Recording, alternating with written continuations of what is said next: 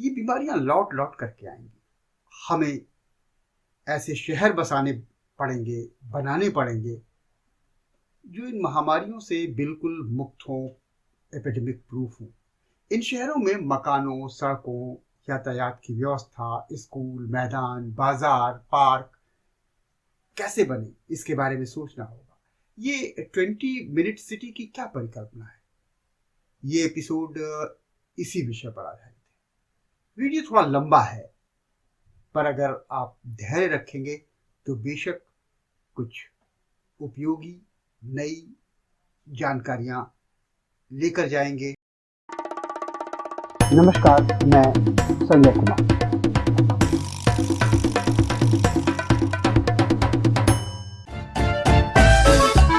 कैसे बचाएं कि महामारी घुसने ही नहीं। तो अगर हमें अपने शहर, अपने देश को महामारी से बचाना है तो हमें खुद उसके लिए कुछ करना होगा। अपने देश और शहर को महामारियों के मुकाबिल बनाना होगा।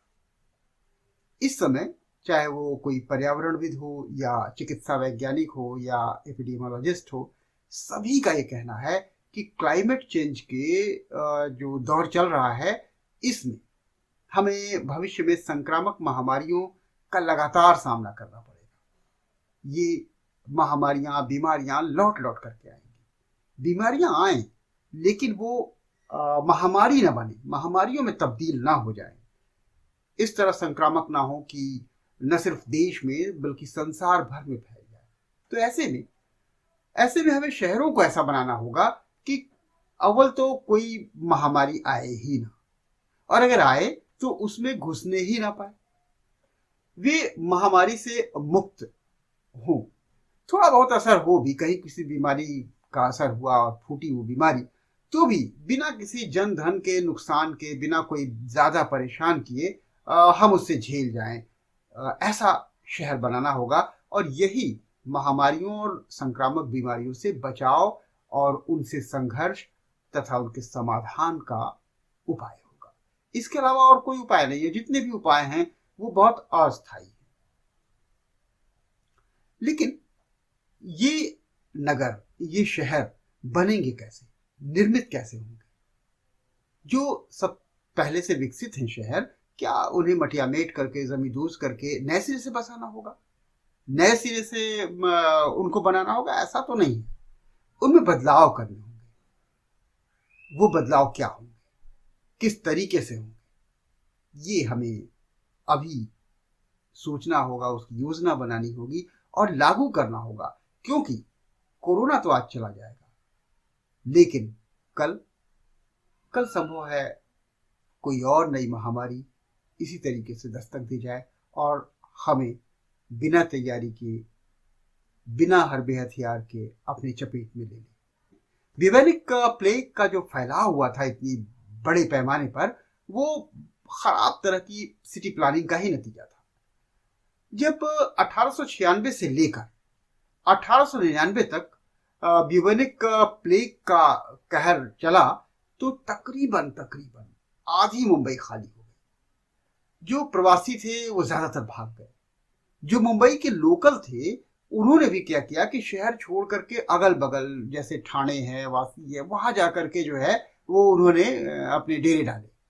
जो बहुत दूर के थे और नहीं भाग सकते थे या भाग नहीं सके, उन लोगों ने भी मुंबई को छोड़ करके सबर्ब एरिया में जाकर के अपने मकान बनाए और वहां रहना शुरू कर दिया। 19वीं सदी में कार्ल राचेचक का जब प्रकोप हुआ, तब भी नगर नियोजन पर चर्चा हुई। प्लेग ने भी तब इंडस्ट्रियल जो एक्टिविटीज थी और उसके अलावा जो हाउसिंग, इंफ्रास्ट्रक्चरल डेवलपमेंट था, जो सोशल स्ट्रक्चर था, उनके साथ साथ सफाई, स्वच्छता, इनके बारे में नए सिरे से सोचने पर मजबूर किया कि हम कैसे इन चीजों में बदलाव लाएं और इस तरह की महामारियों से बचे रहें। एक बात और भी ध्यान देने की है, उस समय भी सबसे ज्यादा जो चर्चा में मुद्दा था वो था टाउनशिप प्लानिंग का, कि हम किस तरीके से टाउनशिप प्लानिंग करें कि हम इन चीजों से बचे रहें। लेकिन हुआ क्या, बस एक दिमागी कसरत हुई और बस दिमाग पर जोर डाल करके रह गए। हालांकि बंबई ने तो बाकायदा नागरिकों के रहन सहन पर उस दौरान शोध कर डाला कि कैसे लोग रहते हैं, कितना घनत्व है जनसंख्या का, वगैरह वगैरह। उसको लेकर के उसमें से कुछ आंकड़े भी निकाले, निष्कर्ष निकाले, और कुछ विकास की जो है योजनाएं भी बनी। और उससे पता लगा कि बेहतर घर, साफ हवा, साफ पानी, साफ सफाई, क्वालिटी लाइफ और सेहतमंद जीवन के लिए बहुत जरूरी है। और इनको मेंटेन रखने के लिए टाउनशिप प्लानिंग की बहुत जरूरत है। तो खैर, जब ये सब बातें पता लगी तो कुछ काम भी शुरू हुआ, लेकिन जल्द ही सारी प्राथमिकताएं बदल गई, प्रायोरिटी चेंज हो गई, और काम काज जहां था वहीं का वहीं रहा। इसी तरह 18वीं सदी में जब येलो फीवर जो है उसका जो आतंक फैला, तो हमें सीख मिली कि ये जो नए उपनगर जो है वो जो सब बसाए जाएं, सबअर्बन बसाए जाएं, वो कैसे बसाए जाएं, किस तरह विकसित किए जाएं, शहरों के नक्शे में क्या बदलाव किए जाए, कहां से कौन सी चीज हटा दी जाए और कौन सी चीज नई बना दी जाए, कितनी जनसंख्या के लिए कौन कौन सी चीजें कहाँ उपयोगी हैं, उनको कैसे नियोजित किया जाए। ये भी कहा गया कि बीमारियों का भी एक मानचित्र बने, किस तरह की बीमारी के लिए कौन सा क्षेत्र अधिक आशंकित है, कहां पर किस बीमारी के होने की ज्यादा खतरा है, तो इसको भी उस नक्शे में दर्ज किया जाए। वो इस पर आधारित हो सकता है कि जैसे कहाँ घनी बस्ती है, कहाँ गंदा खुला नाला है, कूड़े कचरे का निस्तारण कहाँ नहीं हो पा रहा है, नमी और पानी कहाँ ज्यादा है। तो इन सब चीजों को देखा जाए और नियंत्रित किया जाए। और ये भी देखा जाए कि जो बड़े बड़े निर्माण हो रहे हैं उनकी जो निर्माण सामग्री है, जो तकनीकी है, वो किन प्रणाली पर आधारित हैं, किन सिद्धांतों का इस्तेमाल उसमें हो रहा है, उसमें कैसे बदलाव किए जाए कि हम महामारियों से निपट सकें। सड़क, सीवर और जो प्लम्बिंग है, इनको बदलाव करके कैसे बनाया जाए कि हमें महामारी से निपटने में ज्यादा सहूलियत मिले, ज्यादा सहयोग मिले। सन 1800 से ही ये बात बहुत साफ हो गई थी कि जो गलत सिटी प्लानिंग है ना, ये शहरों में बड़े पैमाने पर बीमारी और मौतें लाती है। वहां पर रहने वालों की सेहत के हिसाब से सिटी प्लानिंग नहीं की गई है और ये भारी गलती है। ये पकड़ में बात 200 साल पहले आ चुकी थी, लेकिन इन 200 सालों में हमने विकसित शहर तो बनाए, लेकिन महामारियों के हिसाब से उसे नियोजित नहीं किया, उन्हें प्लान नहीं किया। अब ग्लोबलाइजेशन के दौर में ग्लोबल सिटी बनाने के अपने खामियाजे हैं जो अब दिख भी रहे हैं। यही समय है कि हमें नगर निगम या सिटी प्लानिंग के बारे में बहुत गंभीरता से सोचना पड़ेगा। अपने देश में कोरोना की पहली और दूसरी लहर ने इस बात को बहुत शिद्दत के साथ महसूस करा दिया है। आपने गौर किया होगा कि जब प्रवासी मजदूर जो है वो अपने घरों को जाने के लिए निकले पहली दौर में, और दूसरी दौर में भी वो उनको वही सांसत झेलनी पड़ी, किस तरह से बदहवास से इधर उधर भागे फिर रहे थे। तो ये कोई नई बात नहीं थी। 1348 में फ्लोरेंस अथवा दिफू के समय लंदन जैसे लकदक शहरों से भी भयग्रस्त लोग इसी तरह भेड़ बकरियों की तरह झुंड बना बना करके भाग रहे थे। आप सोचिए कि उस समय इन शहरों की स्थिति आज के जो अपने शहर हैं उनसे भी बेहतर, कई बार छोटे शहरों से तो बेहतर थी उस समय। 1840 में एक बार लंदन में बीमारी फैली तो बताया गया कि शहर बीमारियों और मौतों को न्योता दे रहे हैं। एक सर्वेक्षण किया गया उस दौरान, और उस सर्वेक्षण से निकला कि अगर लंदन शहर की जो सीवरेज प्रणाली है ना वो ठीक हो जाए, कम से कम न्यूयॉर्क जैसी ही हो जाए, तो फेफड़े और सांस के रोगों के आधे से ज्यादा जो बीमारियां हैं वो दूर हो जाएंगी। मतलब सीवर से, जो कि हवा से संबंध नहीं रखता है, उसके बावजूद सांस और फेफड़ों की बीमारियों से संबंध रखता है और वो दूर हो जाएंगे। सोचिए, तो सच तो ये है कि एक हम ही नहीं तन्हा, इस संसार में लगभग सभी शहर बीमार हैं। इक्का दुक्का छोड़ दिया जाए तो वो सभी बीमारियां बांट रहे हैं, कुछ कम कुछ ज्यादा। कुछ शहर बहुत आधुनिक हैं और कह सकते हैं कि सुख सुविधाओं से लैस हैं, लेकिन ये सब शहर संचारी यानी कम्युनिकेबल और गैर संचारी या फिर संक्रामक हर तरह के रोग बांट रहे हैं। आप देखिए, मोटापा, दिल की बीमारी, मधुमेह, टीबी और जल जनित रोग जैसे डेंगू, पीलिया, ये सब शहरों की ही देन है। अब तो ये रोग गांवों तक पसर गए हैं, लेकिन मूलतः ये शहरी जीवन और जीवन शैली और शहरों की ही देन है। शताब्दियां बीत जाने के बावजूद हम उस राह पर कुछ खास नहीं कर सके हैं। शहरी नियोजन का जो इतिहास है वो बताता है कि कचरा निस्तारण की समस्या या इस तरह की तमाम समस्याओं से कई शहर 14वीं सदी के पहले से भी जूझ रहे थे और आज भी जूझ रहे हैं। जब शहर बीमारी रोधी न बन सके तो एपिडेमिक प्रूफ क्या ही बनते। संसार में वो जो स्मार्ट सिटी कहलाते हैं वो भी एपिडेमिक प्रूफ नहीं है, और शायद वे भी ना होते जिन्हें स्मार्ट सिटी की परिकल्पना के बतौर अपने प्रधानमंत्री जी बनवा रहे थे।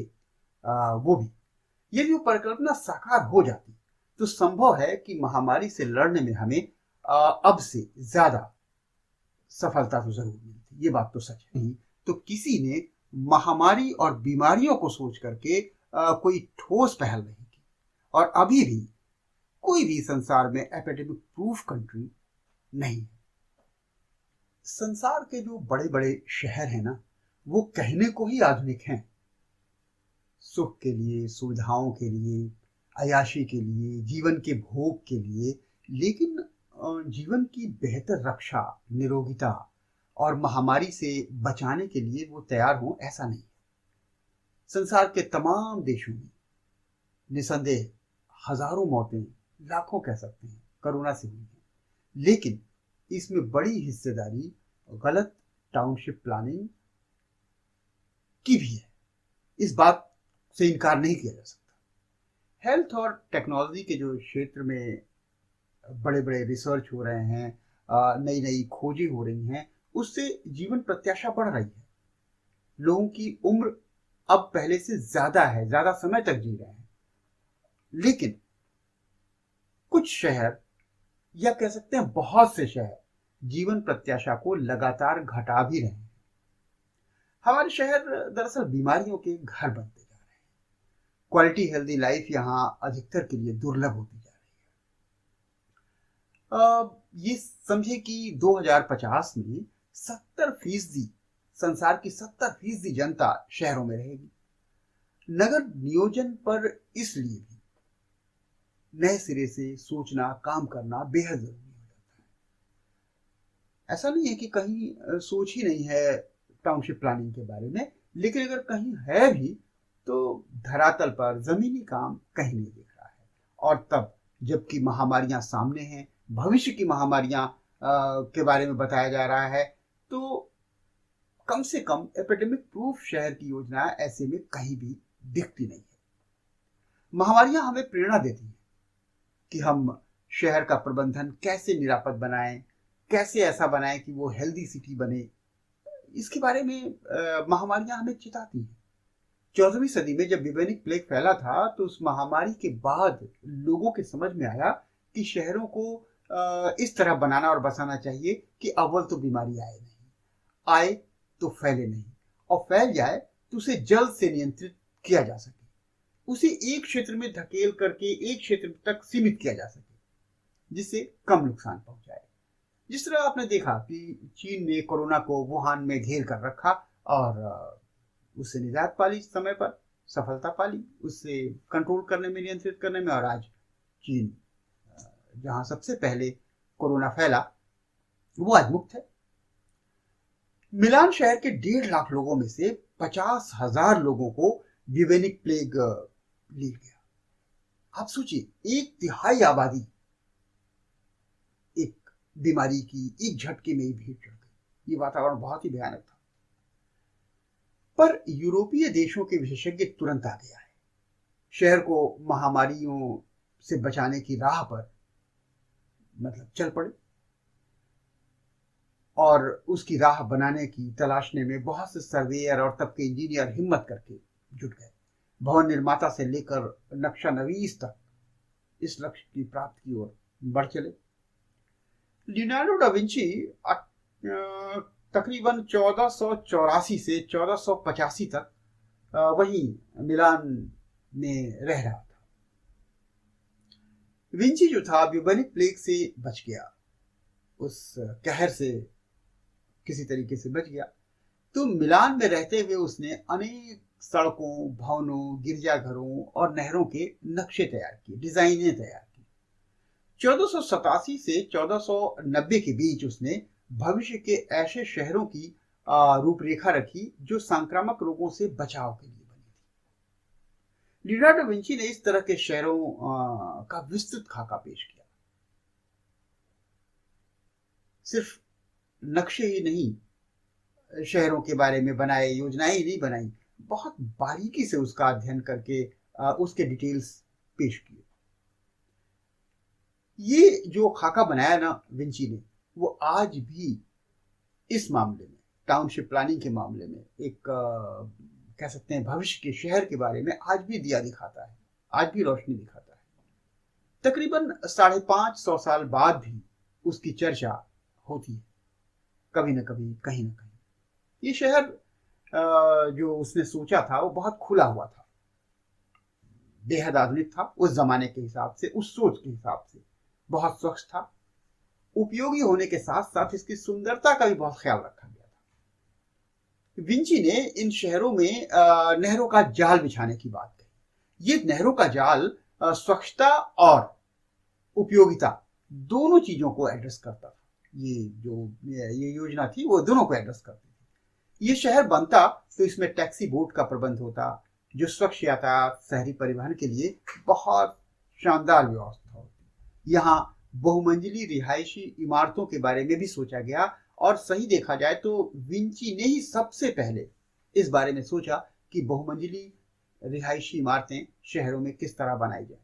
और जब ढेर सारे लोग एक बहुमंजिली इमारत में रहेंगे तो बाकी जगह जो बचेगी उनके मकानों से, उनको सामुदायिक जन सुविधाओं के बारे में कैसे उपयोग किया जा सकता है, कैसे एजुकेशनल और कॉमर्शियल क्षेत्र को अलग अलग रखा जाए, इस बारे में उसने ब्यौरा दिया। इसके अलावा जो भूमिगत माल ढुलाई का जो है वो कॉन्सेप्ट दिया, जिसे अंडरग्राउंड फ्रेट एलिवेटर नाम दिया गया। विंची ने बताया कि सड़क के जो निचला हिस्सा है और उस पर दूसरे तरह के वाहन चले, भारी वाहन चले, और ऊपरी हिस्से में पैदल लोग चले।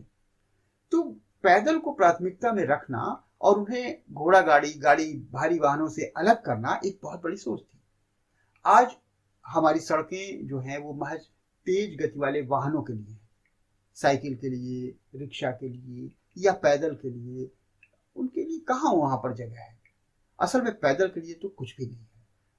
फुटपाथ भी है जो बस सड़कों के लिए इंटरलॉक है, सड़कें टूटे नहीं उनके लिए है, और वे उमन वाहन, दुकान, जो स्ट्रीट वेंडर हैं, इनसे आक्रामित रहती हैं, अतिक्रमित रहती हैं, ढकी रहती हैं। पर विंची ने महज धीमे चलने वाले वाहनों के साथ साथ पैदल चलने वालों को भी प्राथमिकता में लिया, ध्यान दिया उन पर। अस्थायी हाउसिंग कॉम्प्लेक्स, तुरंत अस्पताल, क्वारंटाइन केंद्र, वैक्सीनेशन का जो केंद्र है, ये सब जो है वो उन्होंने उस तरह के डिजाइन किए इन चीजों के बारे में, अस्पतालों के बारे में और आइसोलेशन सेंटर्स के बारे में अपनी तरीके से उन्होंने बताया। तो जो सस्टेनेबल एक फ्यूचर है भविष्य के लिए, इस तरह की ये जो डिजाइन थी 15वीं सदी में बहुत लोकप्रिय हुई।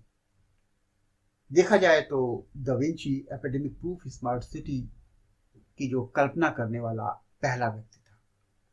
पर शताब्दियां बीत गईं, इसके बावजूद हम विंची की राह पर एक कदम भी नहीं चले।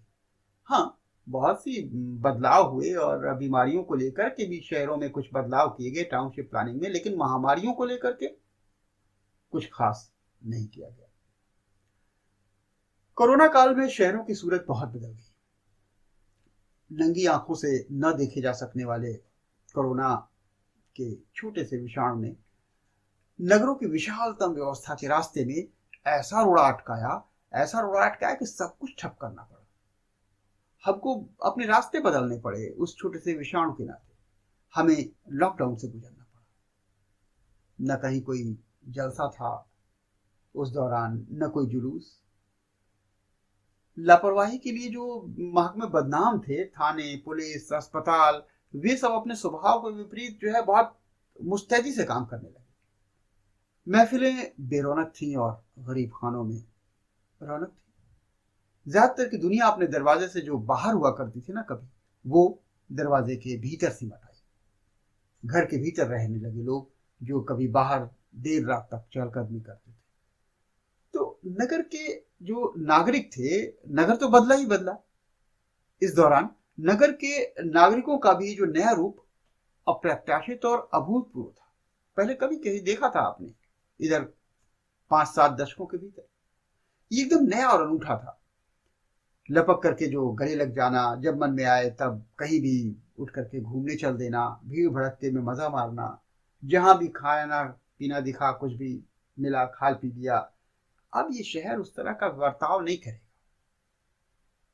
अब शहर बिल्कुल अलग तरह के बर्ताव के साथ सामने आएगा जब कोरोना का ये कहर दूर हो जाएगा। लेकिन कोरोना के जाने के बाद कोई गारंटी नहीं कि कोई महामारी फिर नहीं आएगी। तो सवाल यह है कि क्या महामारियों के प्रति हमें अभी सचेत नहीं हो जाना चाहिए, या ये यही समय नहीं होगा कि हम इस बारे में सोचें? आखिर नगरों का वह स्वरूप कैसा हो जो महामारी से मुक्त हो, जो अपनी भीतर संक्रामक बीमारियों को आने ही न दे। मतलब जिस तरह की शरीर की इम्यूनिटी पावर डेवलप होनी चाहिए, वैसे शहर की व्यवस्था भी उसी तरह विकसित होनी चाहिए। अगर ऐसा शहर हुआ तब हम लॉकडाउन में गए बिना महामारियों का आसानी से मुकाबला कर सकेंगे। बहुत बड़ी विपदा आई और लॉकडाउन में जाने का ऐसा कभी अवसर आया तो हम लॉकडाउन की तैयारियां भी आसानी से कर सकेंगे, और लॉकडाउन से जब वापस लौटेंगे तब हमारी रक्षा, सुरक्षा, शासन, प्रशासन, स्वास्थ्य, स्वच्छता, सार्वजनिक सेवाओं, सुविधाओं का प्रचालन बिल्कुल सुचारू और पहले की तरह ठीक ठाक मिले। ये बहुत जरूरी है। हम अगर ऐसे शहर बनाएं तो निश्चित तौर पर ऐसा संभव हो सकता है। कोई ऐसा उपाय होना चाहिए किस तरह की महामारी आने पर शहर की चाल में कोई बाधा ना पड़े। महामारी के दौरान जीवन की जो गति है, प्रवाह है, कम से कम शहरों का नियोजन भविष्य की महामारियों के मुताबिक अब उसे नए सिरे से तय करना बेहद जरूरी है। अब आधुनिक जो महामारियां हैं भविष्य की, उनको ध्यान में रखकर हमें शहर बनाना पड़ेगा कि ये जनजीवन चलेगा कैसे, कैसे बर्ताव करेगा, शहर कैसे रिएक्ट करेगा चीजों के प्रति। जब शहरों का जीवन पलट जाए, यानी बाहर जीने वाला शहर अचानक भीतर की ओर लौट आए, तब इस स्थिति में शहरी लोग बीमारी से बचे रहें, नागरिकों की जीवन प्रत्याशा औसत से अधिक हो, इसका हमें क्या प्रबंध करना है, इसके बारे में अभी से सोचना होगा।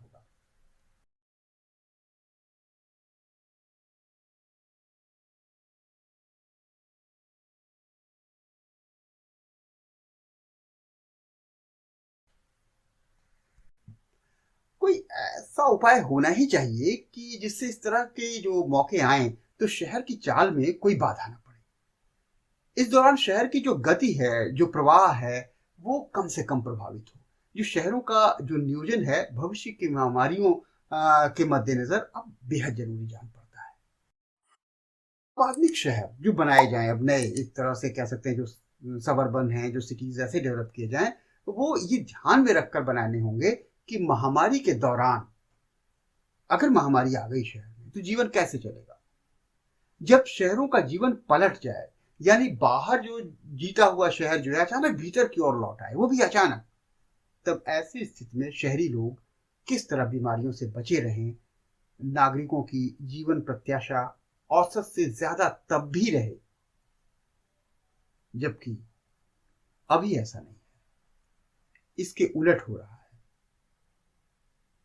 इस महामारी के द्वारा हमने देखा कि जीवन प्रत्याशा औसत बनी रहने की क्या है, इस तरह की कोई आशा ही नहीं बची लोगों के मन में कि कितने समय तक हम जिएंगे। लगता था कि कोरोना होगा और कुछ ही दिनों के मेहमान हैं।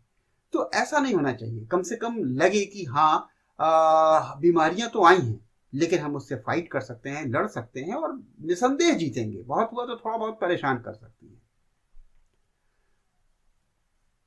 दरअसल हमने शहरों को पहले महज आधारभूत जो आवश्यकताएं थी उनके अनुसार विकसित किया। बाद में बाजार और बाजार की मांग के अनुसार उसके हिसाब से समय समय पर उस पर तब्दीलियां की, बदलाव किए। और ये बदलाव जो थे वो अच्छे बहुत कम थे, बुरे ज्यादा थे। नियंत्रित जो थे, कंट्रोल्ड जो चेंजेस थे वो बहुत कम थे।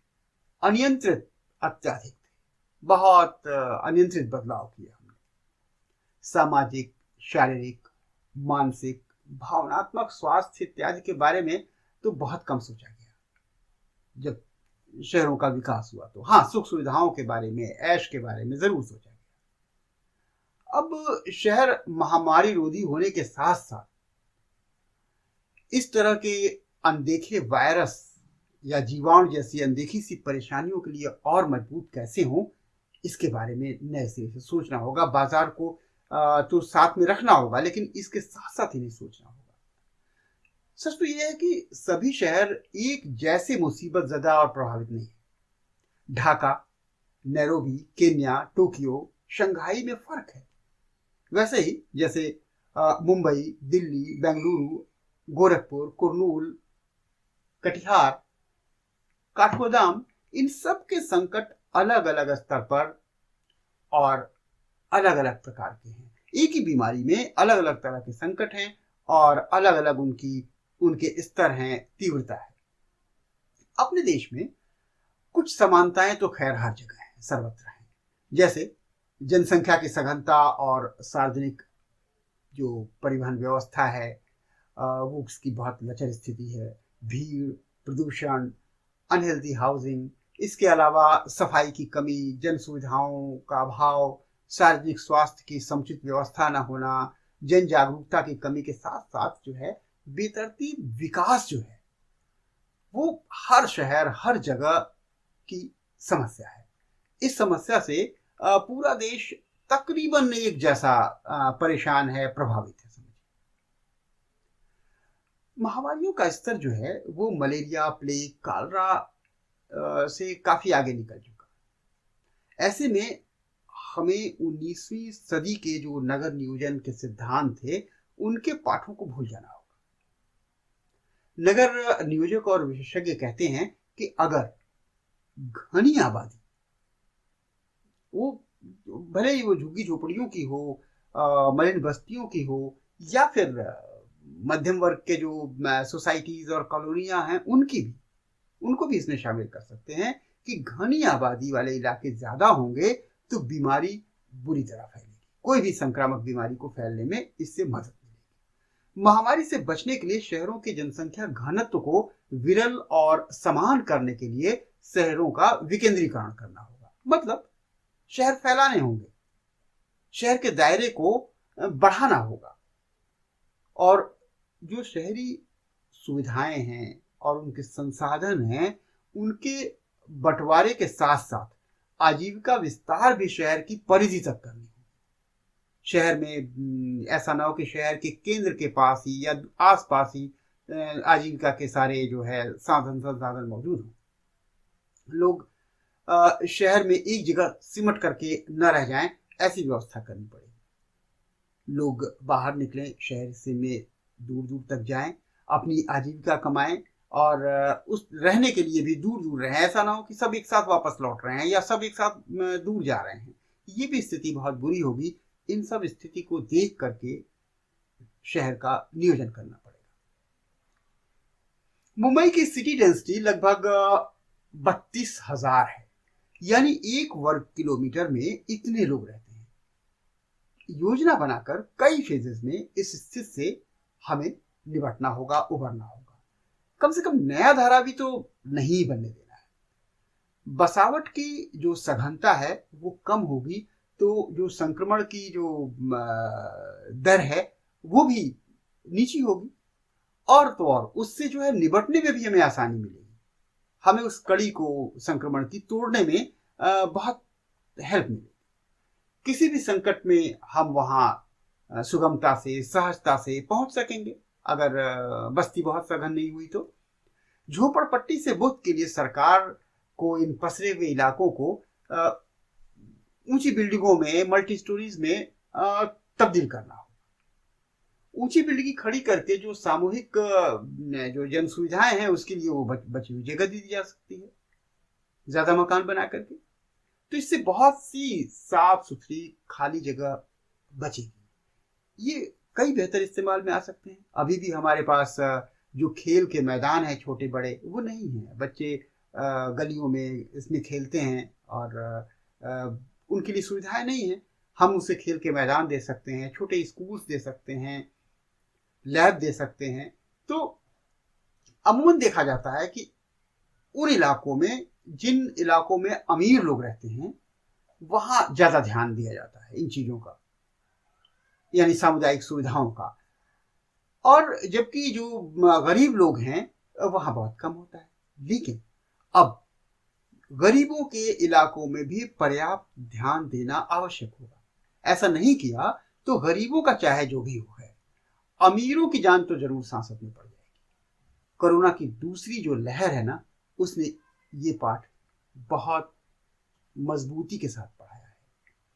अगर महामारी को बढ़ने से रोकना है तो झुग्गी बस्तियों को कम से कम नियमित सामान्य आवास में बदलना होगा, क्योंकि सघन रहन सहन खतरनाक है। ये बात तो एक लाइन में ही तय है।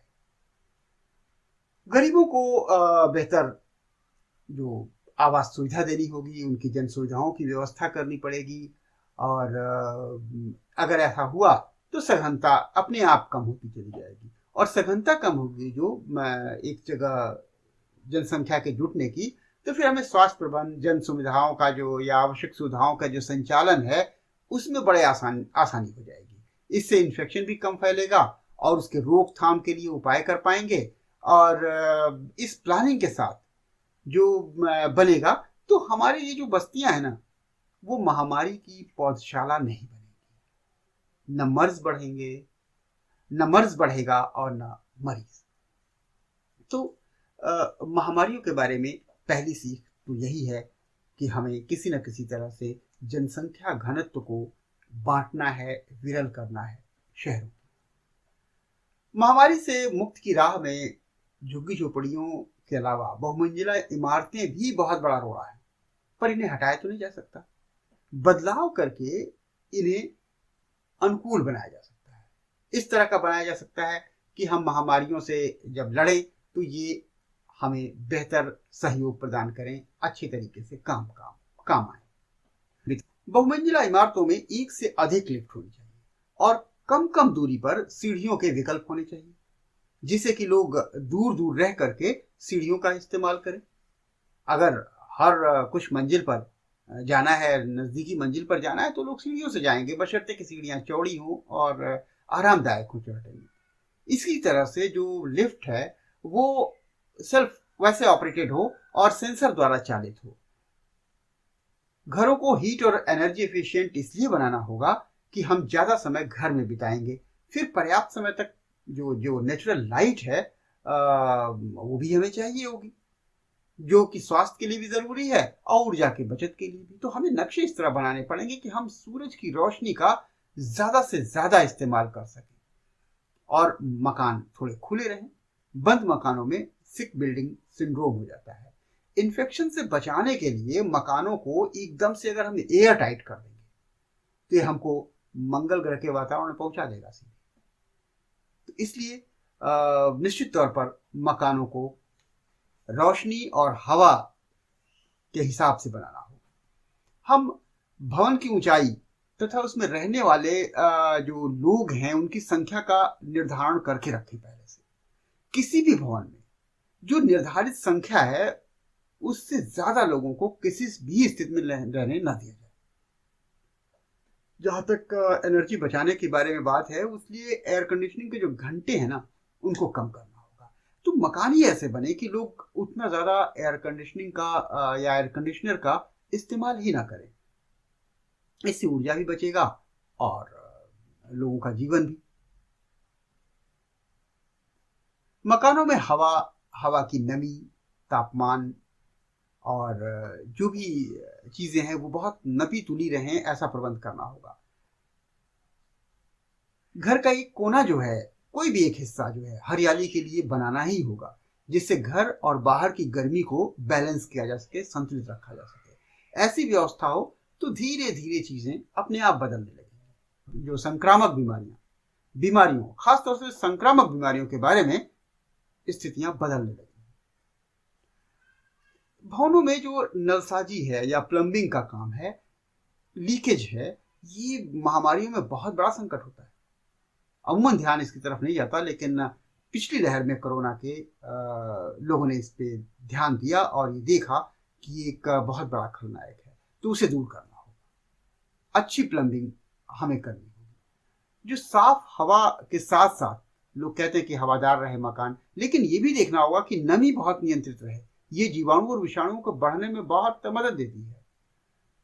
हवा और लाइट, खासतौर से नेचुरल लाइट, ये स्वास्थ्य की कुंजी। जगह बचाने के चक्कर में कई बार जो प्राइवेट बिल्डर है, इसके साथ अनदेखी कर जाते हैं। नक्शा और निर्माण भवनों का ऐसा होना चाहिए कि जो छूने वाली सतहें हैं वो कम से कम जगहों पर हाथ लगाने की जरूरत पड़े। ज्यादा जो छुई जानी जगहें हैं या अनिवार्यतः छुआ जाना ही है, वहां पर सैनिटाइजेशन का, हाथ धोने का या इस तरह का इंतजाम अनिवार्यतः रहना चाहिए। गली मोहल्लों के बीच में जो मकान हैं या जो गलियां हैं, कतारें हैं, इनके बीच जो अंतर होना चाहिए, उसके बारे में अब महामारी के वो ध्यान में रखते हुए इसको नए सिरे से निर्धारित करना होगा।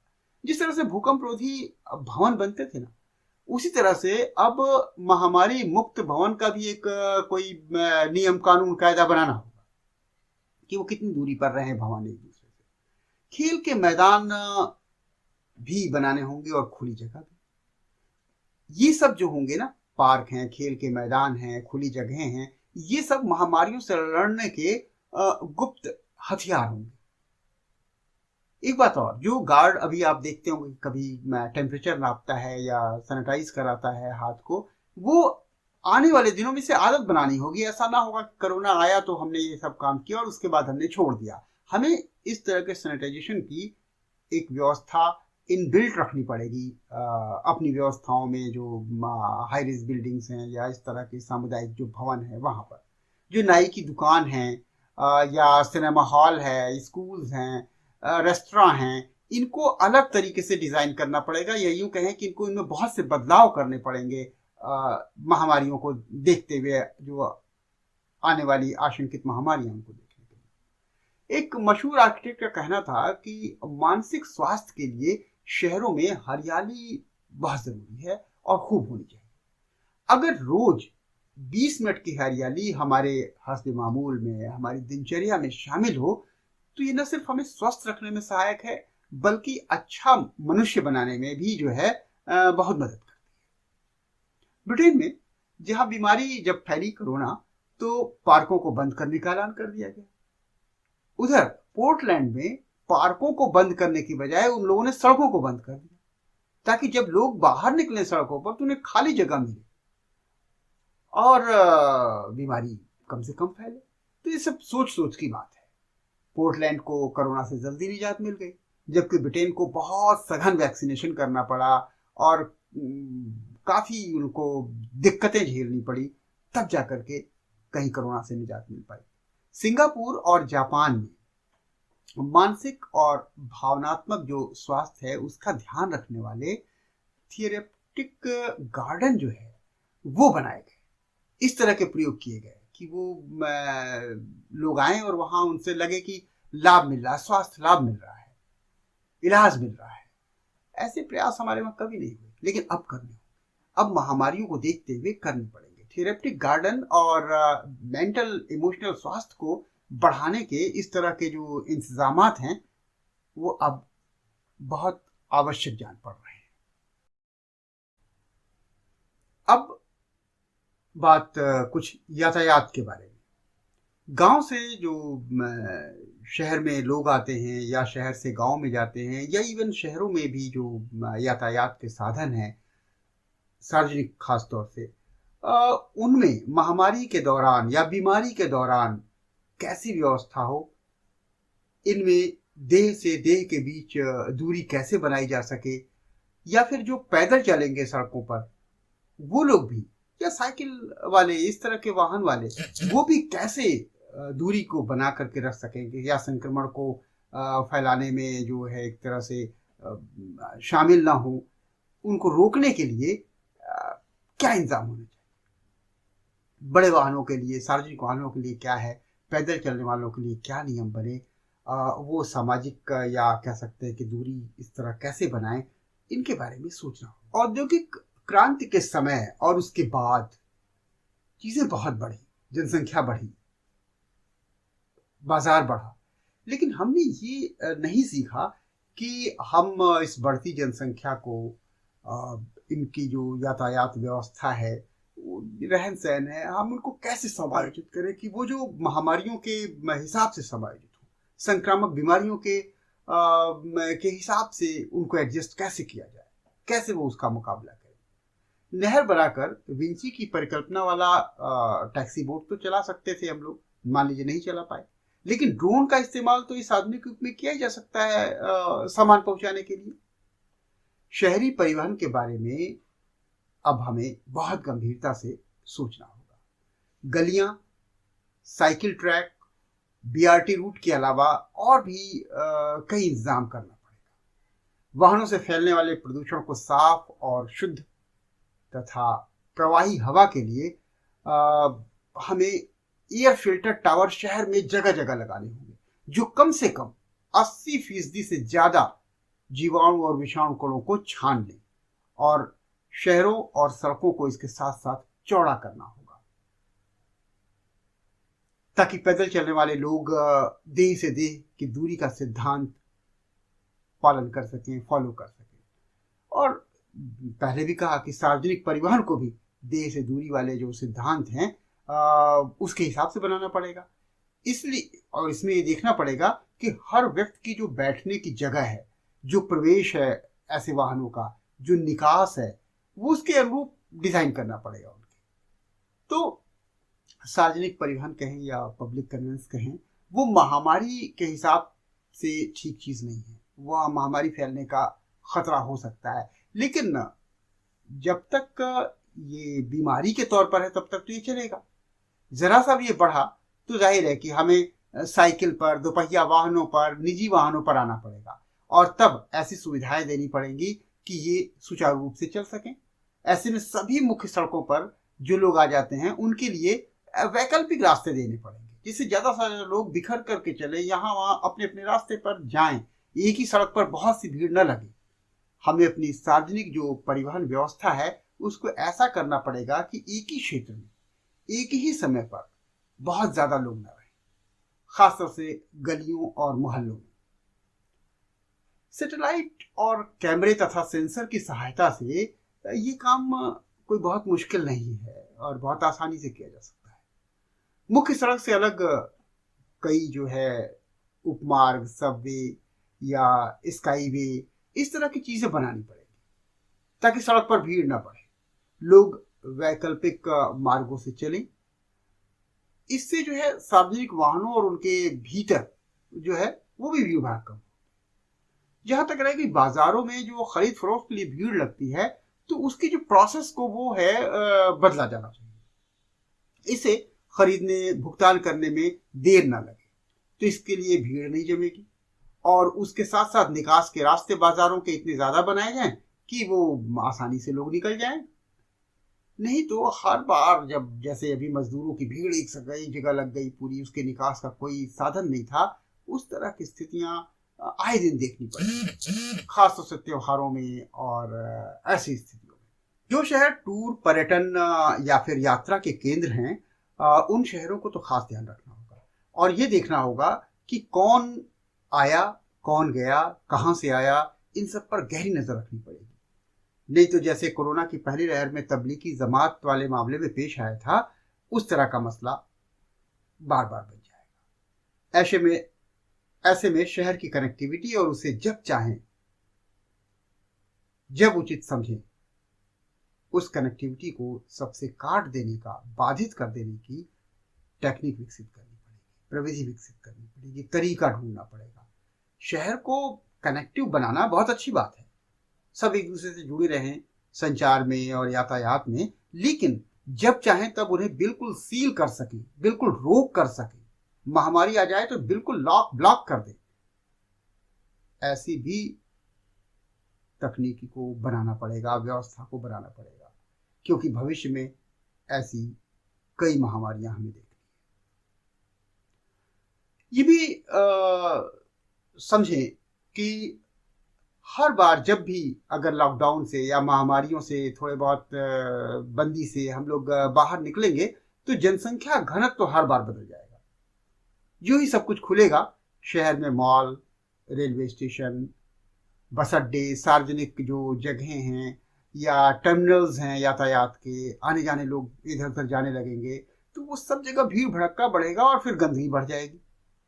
ऐसे में स्वास्थ्य सेवाएं किस तरह से उन्नत और बहाल हों, जो इस बढ़ी हुई जो आपदा है एक तरह की गंदगी की, उसको संभाल लें।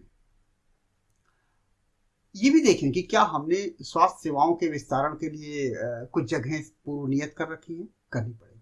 शहरों में खाली संसाधनों को चिन्हित करके महामारी के समय इस्तेमाल करने योग्य बना करके रखना होगा। आनन फानन में अस्पताल या दूसरी अवसंरचना निर्मित हो सकती है, तभी तो चीन ने 10 दिन में एक अस्पताल तैयार किया, बाद में हमने भी किया बहुत जल्दी, लेकिन ये अस्पताल तभी तैयार हो सका जब वो जगह पहले से निर्धारित थी, नियत थी कि हाँ ऐसा किया जा सकता है। और अगर पहले से हम लोग निर्धारित करके रखेंगे तो शायद उससे भी तेजी से काम कर सकेंगे। शिपिंग कंटेनर जैसे मेकशिफ्ट बिल्डिंग में काम अभी हम लोगों ने देखा कि उस पर अस्पताल खोला गया, छोटे छोटे। तो इस तरह की योजनाएं बनाई जा सकती हैं जिनको तुरंत बनाया और बीमारी के निबटने के बाद हटाया जा सके।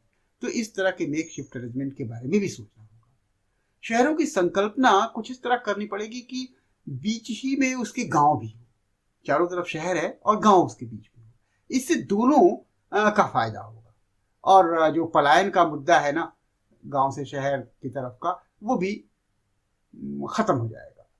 भविष्य में हमारे शहर बहुत आत्मनिर्भर हो जाएंगे इसके चलते। साग सब्जी, दूध, खाने पीने का सामान, इन सब के लिए सब अपने केंद्र में ही मौजूद होगा। महामारी की जो तालाबंदी है, तब तो तालाबंदी जैसी जरूरत नहीं आएगी, लेकिन तालाबंदी या बंदी की सिचुएशन में ये सस्टेनेबिलिटी को बढ़ाएगा, ये हमारे टिकाऊपन को, हमें महामारी बीमारी से लड़ने में मजबूती प्रदान करेगा। अभी क्या होता है कि महामारी फैलती है और लोग सोचते हैं कि ये तो शहर में बहुत मुश्किल है, दिक्कत है, गांव या कस्बों की तरफ भाग जाया जाए। कुछ लोग पुणे, ठाणे, दिल्ली, मुंबई, सूरत, कोलकाता के लोग और ऐसे लोग ना अपने आसपास के गांवों की तरफ, कस्बों की तरफ भाग गए। ऐसे वक्त में जब कोरोना फैला था, बहुत से लोगों ने दूर पहाड़ों की और जगहों की राह ली। हमें इस तरह के शहर बसाने चाहिए, इस तरह के एमलगमेटिक टाइप की उसमें व्यवस्था हो, सुविधा हो। जैसे हमने कहा कि शहर जो है केंद्र में हो, बीच में हो, या गांव बीच में हो और शहर चारों तरफ हो। तो ऐसे में लोग कभी भी शहर छोड़ करके गांव की तरफ भागने की कोशिश नहीं करेंगे। शहरों के आसपास जो है ना, जो गांव के जो खेत हैं, बाग हैं और ऐसे लैंडस्केप हैं, इनको बहुत प्लांट तरीके से शहरों के बीच लगाना होगा। इनमें जो आपूर्ति का तंत्र बनेगा, जो सेवाओं का विकेंद्रीकरण होगा, वो बहुत बेहतर तरीके से होगा। हमें छोटे छोटे जो खाद्य वितरण केंद्रों का जो संजाल बनाना होगा महामारियों से बचने के लिए, और आर्थिक, वित्तीय तथा विपणन के जो ये समीकरण हैं महामारी के समय किस तरह बाजार के लिए ये बनेंगे, ये भी हमें सोचना पड़ेगा। हमें जो 20 मिनट सिटी बनानी होगी, मतलब बसावट ऐसी होनी चाहिए किसी भी शहर की कि नागरिक भोजन, खरीदारी, शिक्षा या किसी भी ऐसी चीज के लिए, व्यापार के लिए, किसी भी आवश्यकता पूर्ति के लिए कह सकते हैं, वो पैदल या साइकिल से बस महज 20 मिनट में अपनी जरूरत पर पहुंच जाए। ये जो लोकलाइजेशन है, ये जो यातायात और उस तरह का जो परिवहन है, प्रदूषण है और संसाधनों पर जो जोर पड़ जाता है अचानक बीमारियों के बीच में, इसको ये बहुत कम करेगा। जिसको जाना होगा अगल बगल आस पास गया और उसको सारी चीज़ें खाने पीने चीज़ों की मिल गई तो वो बहुत दूर तक नहीं भटकेगा। भविष्य तो का वर्तमान में भी जो डिजिटलाइजेशन है वो उसी का है। तो हमें नगर नियोजन में इसको ज़्यादा से ज़्यादा तरजीह देनी पड़ेगी। ऑगमेंटेड रियलिटी और एआई या आर्टिफिशियल इंटेलिजेंस या ई हेल्थ, बिग डाटा, ये सब मिलकर महामारी में जो सेवाएं हैं उनको बहुत भीतर तक, क्या यह कहें कि सर्वसुलभ बना सकती हैं। इन तकनीक के बारे में हमें सोचना चाहिए कि इनको महामारियों में सपोर्ट करने वाली कैसी बनाए, खासतौर से शहरों के बारे में, शहर की व्यवस्था के बारे में, जो सिटी प्लानिंग है उसके बारे में। हालांकि ये भी देखना होगा कि जो हाई टेक है ना उसके साथ लो टेक को छोड़े नहीं, ये भी बहुत मददगार होता है, खासतौर से महामारी और बीमारियों के मामले में। जो सीवर है, सैनिटाइजेशन है, इसका भी डिजिटलाइजेशन होना बहुत ज़रूरी है। सीवर प्रणाली जो है वो हमारी वो उन सेंसर से लैस हो जो किसी भी तरह का जो अनजान जीवाणु है, बैक्टीरिया है, वायरस है, उनके पनपने की या किसी खास इलाके में उनकी सघनता बढ़ रही है, उनकी कॉलोनी बढ़ रही है, उनके बारे में सूचना दें। यहाँ तक कि जो नशीली दवाएं हैं वो वहाँ के पानी में, सीवर में कहीं कुछ मिल रहा है तो वो उसके बारे में तुरंत हमें अलर्ट करें। कुछ ऐप भी इस तरह से बने कि जिसमें ये बताया जाए कि यहाँ पैदल चलने की सुविधा गड़बड़ा रही है या यहाँ बहुत ज़्यादा भीड़ इकट्ठा हो गई है, जाम हो गया है। इस तरह के जो सामाजिक और नागरिकों के जो सुविधाओं की बातें हैं ना, उसके बारे में, शहर के प्रबंधन के बारे में इस तरह की बातें लगातार उस ऐप पर सामने आती रहें। जो नगर प्रबंधन है उसके लिए जो लीक वन इनोवेटिव सिटी का जो संस्थान है वो बहुत काम कर रहा है। वो बताता है कि स्टेडियम, थिएटर, स्कूल, विश्वविद्यालय को नई रणनीति के तहत विकसित करना पड़ेगा।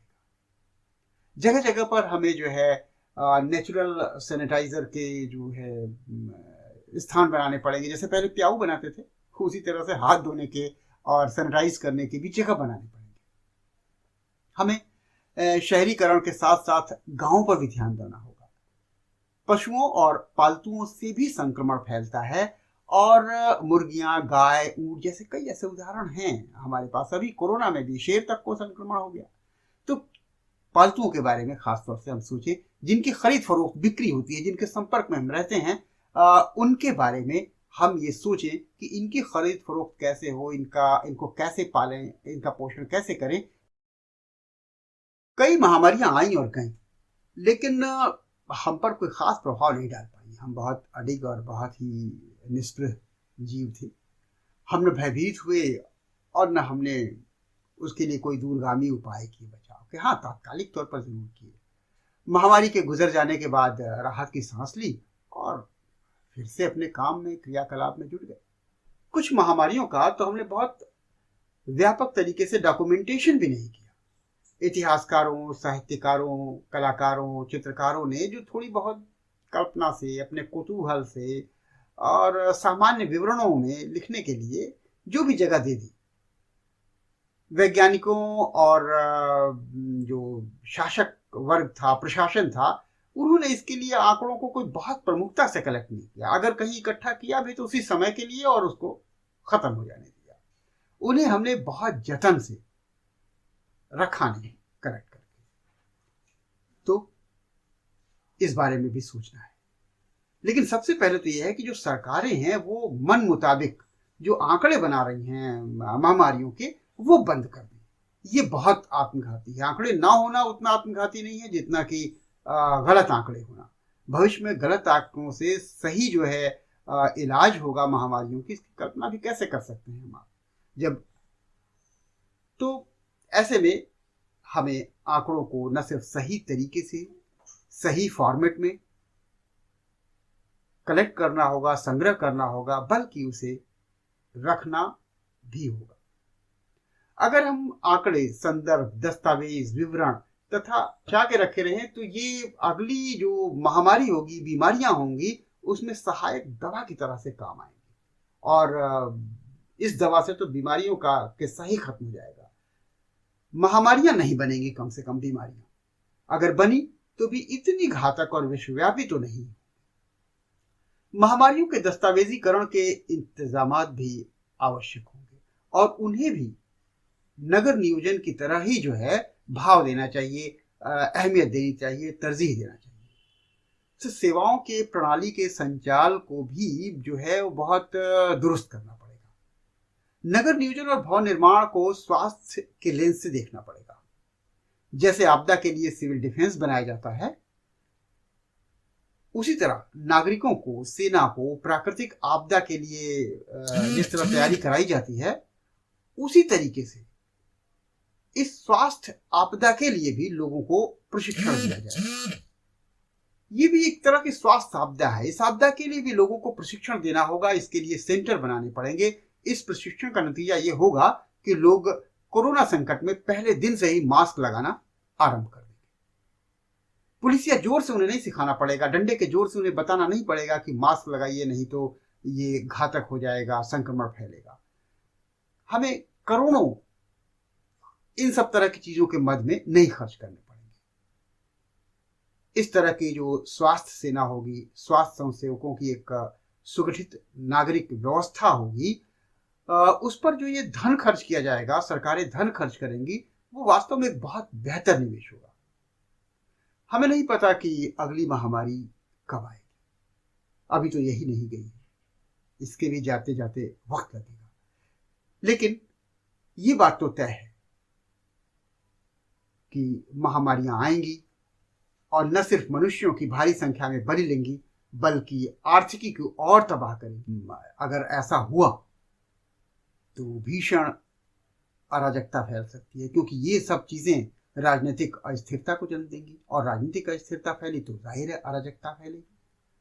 तो इसलिए बहुत जरूरी है कि हमारे कदम जो है वो महामारी से बचाने वाले शहर बनाने की ओर बढ़ें, एपिडेमिक प्रूफ सिटीज बनाने की तरफ बढ़ें। इतना तो तय है कि हम भविष्य की महामारी को तत्काल रोक सकने की स्थिति में अभी तो नहीं है, लेकिन ऐसी कोई वजह भी नहीं दिखती कि अगर हम संकल्पित हो जाएं तो हम ये सब न कर सकें। हम जरूर ये सब कर सकते हैं, खास तौर से इस विकसित दौर में, इस विकासशील दौर में। तो इस एपिसोड में इतना ही। आगे फिर कभी इसी तरह की कुछ रोचक और शोधपरक सामग्री के साथ उपस्थित होंगे। तब तक मुझे संजय श्रीवास्तव को इजाजत दीजिए। नमस्कार।